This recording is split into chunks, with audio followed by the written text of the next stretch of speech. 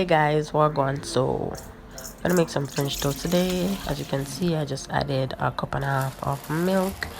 Now I'm going to add a half cup of sugar. It depends on how sweet you want it to be.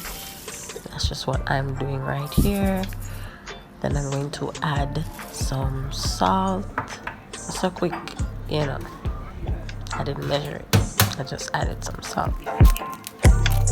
Now I'm going to add a couple eggs, 4 to be exact.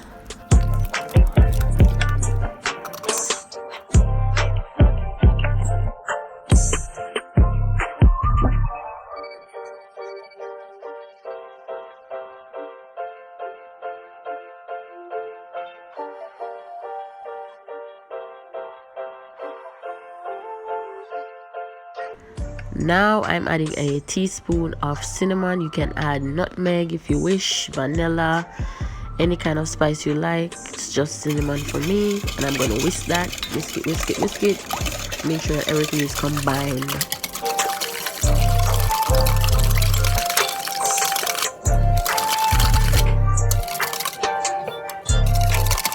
Next, we're going to quickly dip our bread in the mixture, like real quick. It doesn't need to stay in there and soak for any amount of minutes. It's just in, out.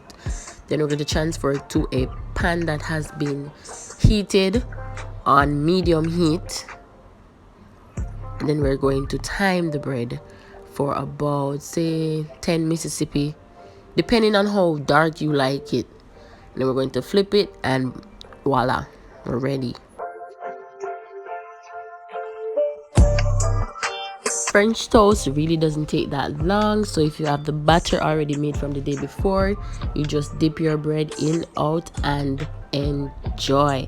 You can top it with whatever you like: cinnamon, sugar, icing sugar, raspberries, strawberries, fruits, you name it.